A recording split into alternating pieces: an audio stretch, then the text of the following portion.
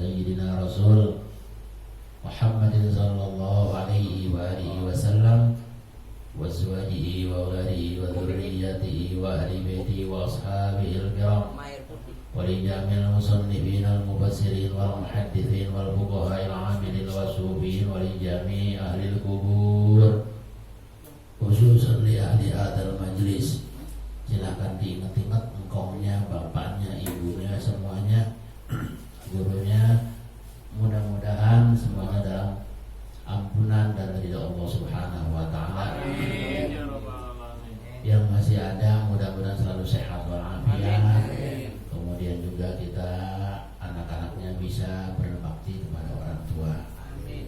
Yang sedang sakit semoga oleh Allah diangkat penyakitnya, disehatkan kembali sehingga bisa berkumpul bersama kita di majelis yang mulia ini. Yang dapat musibah semoga oleh Allah diganti dengan kebahagiaan, kemuliaan, kesenangan, kenyamanan yang melebihi daripada musibah yang dialami. Yang kemarin pesawat korban pesawat Sriwijaya, mudah-mudahan juga keluarganya diberikan ketabahan, keikhlasan. Yang kena bencana banjir, gempa, longsor dan lain-lain, mudah-mudahan oleh Allah Subhanahu wa taala diganti dengan yang jauh lebih baik dan lebih berkah. Al-Fatihah. Bismillahirrahmanirrahim.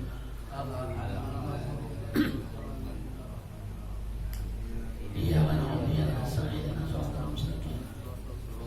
Shiratal ladzina an'amta 'alaihim ghairil maghdubi 'alaihim waladdallin.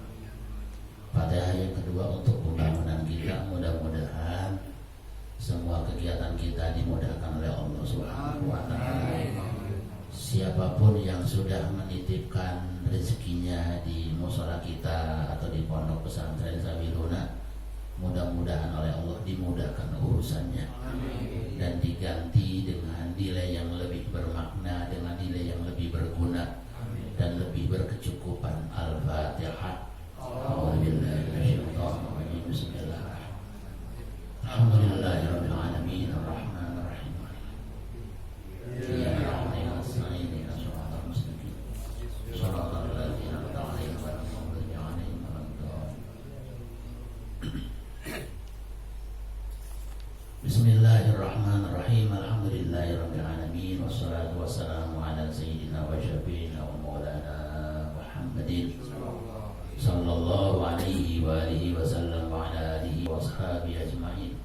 Rabbi shrah li sadri wa yassir li amri wahlul 'uqdatam min lisani yafqahu qawli waj'al li waziran min ahli. Subhanaka la ilma lana illa ma 'allamtana innaka antal alimul hakim. La hawla wa la quwwata illa billahil aliyyil azim. Amma ba'du. Wa bisanadil muttasil ila al-imamil muallifi rahimahullahu ta'ala wa adaman naf'a bihi wa bi ulumihi fid dharain amin. Wa qala Bismillahirrahmanirrahim. Paslun. Ini satu pasal. Ini pasal ini kudu melek ngaji nih. Kalau nggak melek ntar salah arti. Ya. Mujibatul ghusli, yang mewajibkan mandi. Mandi itu hukumnya mubah, tapi gara-gara perkara ini jadi wajib. Jadi boleh mandi, boleh kagak, kan mubah. Kalau mubah mah boleh, kagak mandi boleh. Mandi ya kagak apa-apa. Kalau ini wajib, kalau kagak mandi yang nggak bisa ngerjain ibadah nantinya. Mujibatul ghusli, yang mewajibkan mandi, sittatun, ada 6. Yang pertama ilajul hasyafati, memasukkan hasafah, kemaluan, fil farji, ke dalam farji. Kalau hasafah kemaluan laki-laki, farji kemaluan perempuan. Ya. Nah, bahasa kitanya mah jima gitu ya, jima. Jima itu artinya melakukan hubungan badan antara suami istri Itu namanya jima. Kalau zina melakukan hubungan badan bukan suami istri. Ya, kalau kupingnya rada-rada budek dikit mah hampir sama itu. Iya kan? Jima sama zina gitu kan? Iya. Begitu. Berapa ukurannya? Nah, ingat-ingat dibayangin nih, punya masing-masing. Kan ada helmnya tuh. Kalau cuma baru nempel doang mah belum wajib. Kan namanya memasukkan. Nah, batas masuk itu seberapa? Gitu tuh. Jadi kalau ngaji fikih begini jelek banget. Dijelasin roman-romannya kurang cakep. Orang dijelasin pura-pura orang tahu. Pura-pura orang tahu. Jadi batasannya ya helmnya itu. Kalau udah masuk helmnya tuh ya, maka wajib mandi. Keluar mani ataupun kagak, namanya jima wajib mandi. Gitu. Jangan bilang gua kagak keluar kagak wajib mandi. Tetap wajib mandi. Tempelin dong belum wajib. Ya belum wajib karena nyampe. Tempel. Ya kan kalau aki-aki mah begitu emang. Orang kencang aki-aki mah kayak helikopter muter-muter doang, nembak kagak. Iya. Itu yang pertama ya, yang bikin mandi wajib itu. Yang kedua, wa khurujul mani, keluar air mani. Kalau keluar air mani wajib mandi, walaupun kagak dimasukin. Kan bisa juga. Mimpi. Tadi ketemu apa? Ketemu perempuan cakep, kebayang baik, itu tidur mimpi keingetan. Itu bisa juga kan begitu. Ya. Kemudian yang ketiga yang bikin wajib mandi wal haidu, haid, perempuan. Kita orang laki memang kagak haid, tapi kita punya bini, kudu paham laki. Bini kagak ngerti, dosanya laki, suami. Ya kan kepala rumah tangga. Atau kita punya anak perempuan, iya kan? Kagak ngerti. Itu sama juga. Maka kita orang laki tetap kudu paham bahwa mens itu gara-garanya mewajibkan mandi. Nah, maksudnya nanti kalau udah suci wajib mandinya. Lalu yang berikutnya wan nifasu, nifas. Nifas itu apa? Keluar darah sesudah melahirkan. Itu nifas. Nanti kalau udah kelar nifasnya wajib mandi. Lalu wal wiladatu, wilada. Wilada apa? Melahirkan. Walaupun mungkin enggak keluar darah nifas, tapi yang namanya melahirkan menjadi wajib untuk mandinya. Ya. Yang keenam wal mautu, mandi karena mati. Jenazah itu kan wajib mandinya. Nah, dia kan kagak bisa mandi dewek, makanya minta dimandiin. Ya. Itu yang mewajibkan mandi ada 6. Faslun, ini satu pasal. Furudul ghusli, pardunya mandi. Isnani, yaitu ada 2. Yang pertama an-niyatu, niat ya. Niat, nawaitul ghusla liraf'il hadasil akbari anjami'il badani lillahi ta'ala. Atau nawaitul ghusla liraf'il hadasil akbari anil haidi lillahi ta'ala. Boleh juga begitu. Jadi niat itu yang pertama. Yang kedua wa ta'mimul badani, meratakan badan bil ma'i, dengan air. Artinya sekujur badannya harus betul-betul kesiram air. Jangan sampai kelewat ya. Jangan sampai kelewat. Karena kalau kelewat berarti mandinya kagak bener. Kalau mandinya kagak benar berarti kagak sah. Kalau kagak sah nanti sholatnya jadi haram karena mandinya belum sah. Kan harus sah dulu mandinya. Jadi kalau hadas besarnya selesai, maka nih orang baru boleh mengerjakan ibadah. Karena di antara syarat sahnya ibadah sholat itu harus suci dari dua hadas. Suci dari hadas kecil, juga suci dari hadas besar. Nah, hadas besar dengan mandi, hadas kecil dengan wudu. Selesai itu rukun mandi.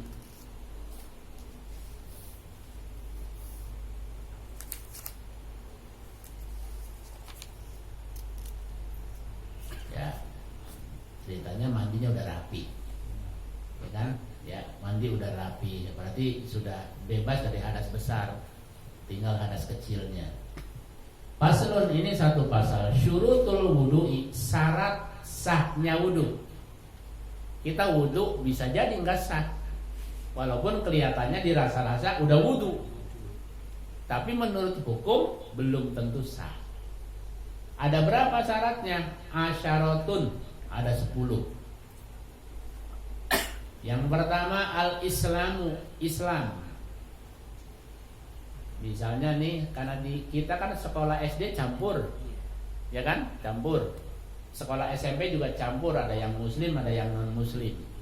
Pas giliran pelajaran agama, praktek wudu. Praktek wudu, termasuk anak-anak yang non muslim.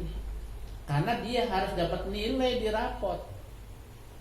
Kalau nggak bisa, nilainya jelek kan, maka dia ngapalin tuh bagaimana tata cara wudhu, bahkan doa wudhunya juga bisa, misalnya gitu kan, hafal, orang pengen dapat nilai.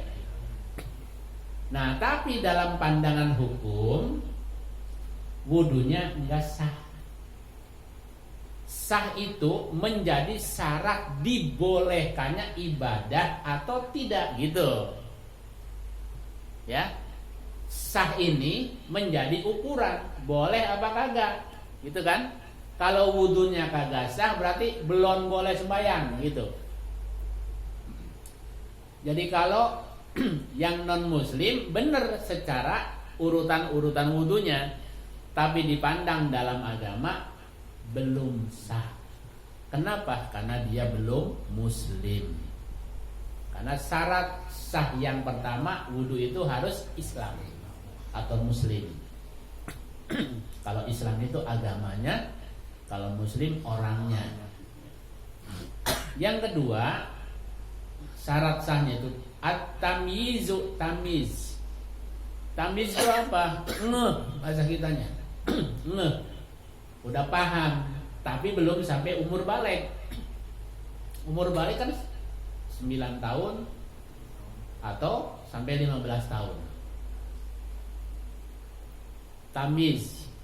Yang ketiga, wan naqa'u, suci anil haidi, daripada haid. Anak perempuan kita atau istri kita sedang mens, enggak sah wudunya. Kenapa? Karena belum suci daripada mens. Kalau udah rapih mennya, dia mandi, baru tuh dia wudunya sah. Tapi masih dalam kondisi mens, maka dia enggak sah wudunya. Kecuali keluar darah dalam masa istihadah. Apa istihadah? Kan men itu paling sedikit sehari semalam. Pada umumnya berapa? 6 atau 7 hari. Paling lama 15 hari. Nah, kalau lebih dari 15 hari berarti bini kita ada penyakit tuh, masih keluar darah. Karena normalnya 15 hari sudah selesai. Kalau 15 hari sudah selesai berarti sudah kering. Dia wajib mandi. Masih ngalir darahnya, berarti ini darah istihadah, darah penyakit. Mungkin ada gangguan dalam kandungannya. Nah, bagaimana kalau begitu? Dia wajib mandi walaupun darahnya masih keluar. Ya disumpel lah, disumpel. Sekarang kan banyak pengaman Pampers yang bersayap, katanya gitu, iklannya kan begitu ya. Ya. Begitu. Kalau suaminya hajat gimana? Boleh dipakai. Walaupun berdarah-darah. Jorok namanya lakinya tuh. Iya. Orang bini lagi sakit gitu kan. Tapi bicara hukum boleh. Kenapa? Karena bukan sedang mens gitu kan.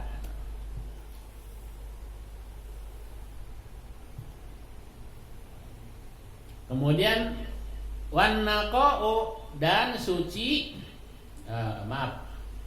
wannaqa'u suci anil haidi daripada haid, wan nifasi dan suci daripada nifas. Nifas biasanya berapa hari? 40 hari biasanya. Maksimum 60 hari. Kalau 60 hari masih keluar darah berarti istihadah, darah penyakit.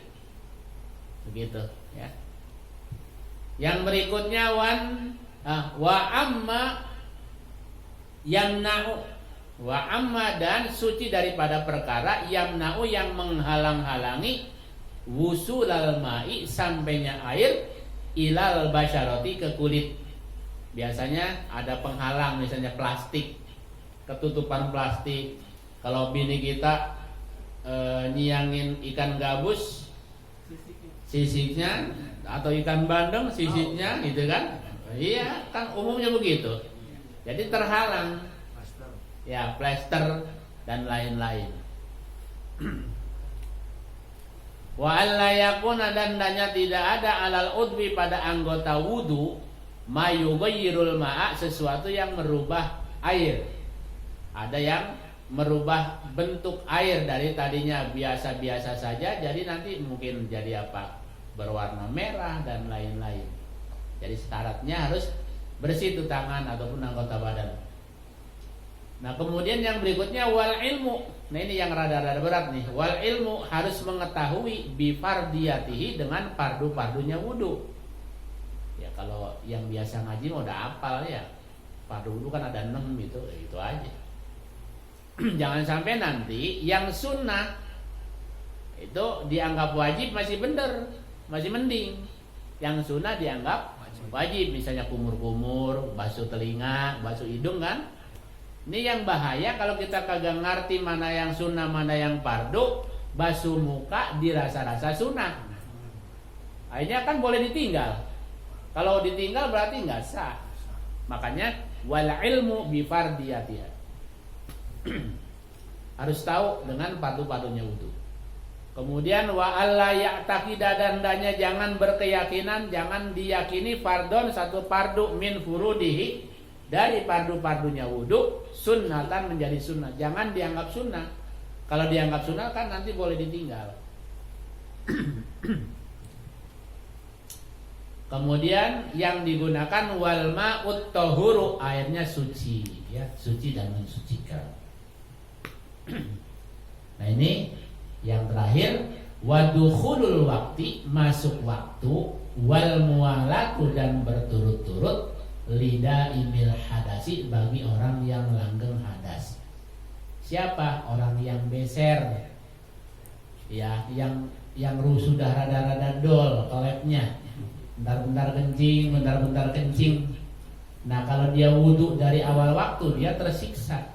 Makanya kalau orang potongannya begini, wudunya entar nunggu masuk waktu. Begitu Allahu Akbar, gitu kan, buru-buru wudu tuh. Buat orang yang model begitu.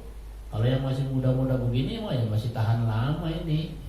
Artinya bisa dari pagi sampai sore sampai maghrib belum batal. Belum bisa.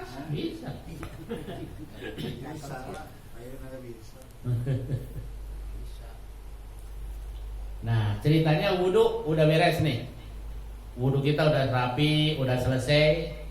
Pokoknya tidak ada yang menghalangi sahnya wudu. Berarti kita udah punya wudu, gitu kan? Paslon ini satu pasal. Nawaqidul wudu'i, yang membatalkan wudu arba'atu asya, ada 4 perkara. Udah wudu bisa jadi batal lantaran 4 perkara. Al-awwalu yang pertama, al-khariju yang keluar min ahadis sabilaini dari salah satu 2 jalan. Min kubulin dari kubul ke au duburin atau dubur, mau depan kek mau belakang sama. Kalau ada sesuatu keluar dari itu dua jalan, batal wudunya. Misalnya pipis, gitu kan?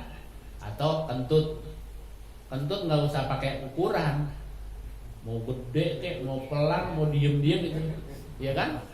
Iya, sama baik. Mau yang pes, batal wudu.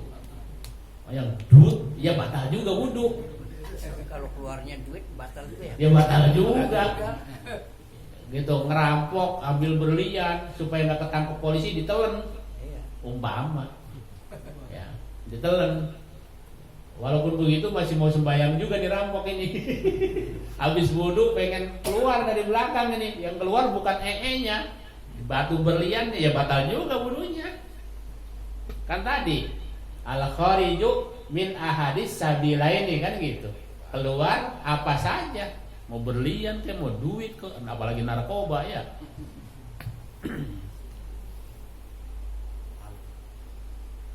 Min kubulin, dari kubul, au duburin ataupun dubur. Nah, sini jelasin nih, rihun yang keluarnya mau angin ke, au ghairuhu ataupun selain angin, isinya itu ya sami mawon. Karena ada juga Pak orang yang nggak ngerti kalau kentut itu batal wudu.